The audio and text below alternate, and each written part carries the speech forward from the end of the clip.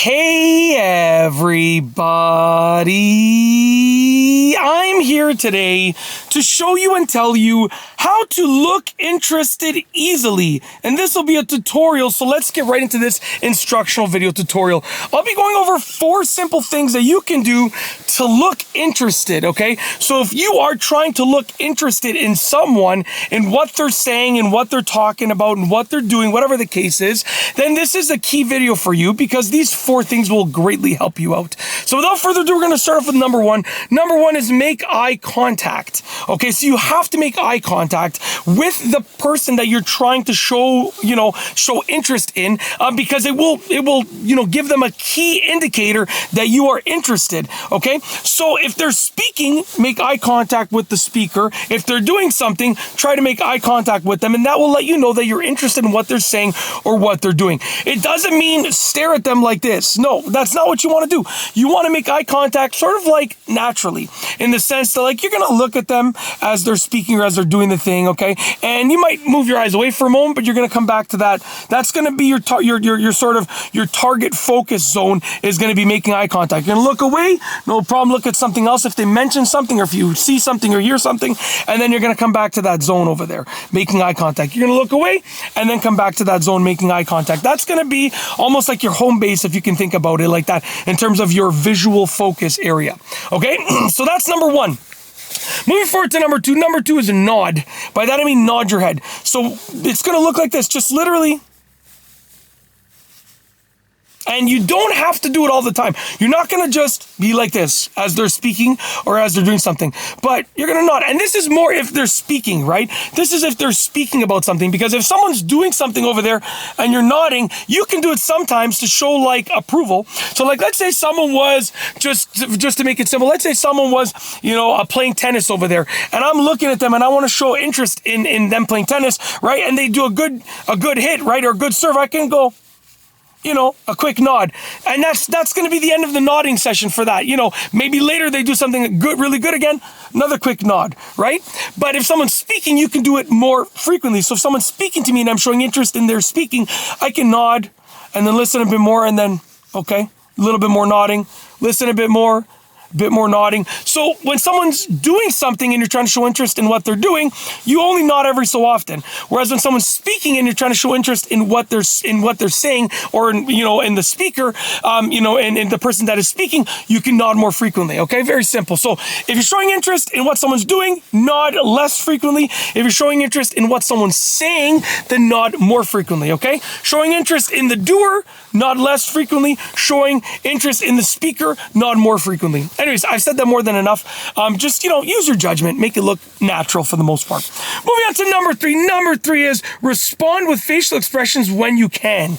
And this is a key factor here. So let's say the person says something shocking. You can respond with a facial expression and you can go, right? Something like that.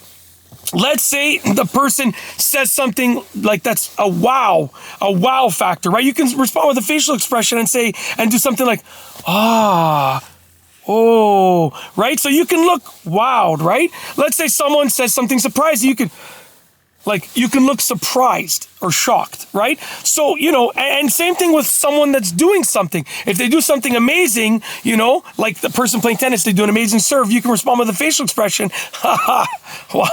Wow.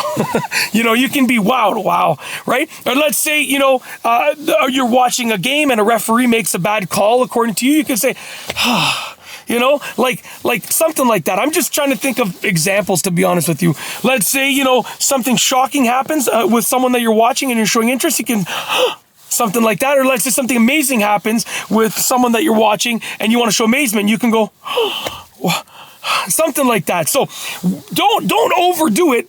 Use it tastefully, but you can respond with facial expressions whenever it makes sense to do so, and it will really, really help you in terms of looking interested. Okay.